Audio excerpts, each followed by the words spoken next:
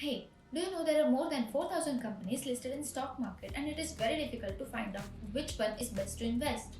This is made easy by a tool called a stock scanner. So here is how to use it.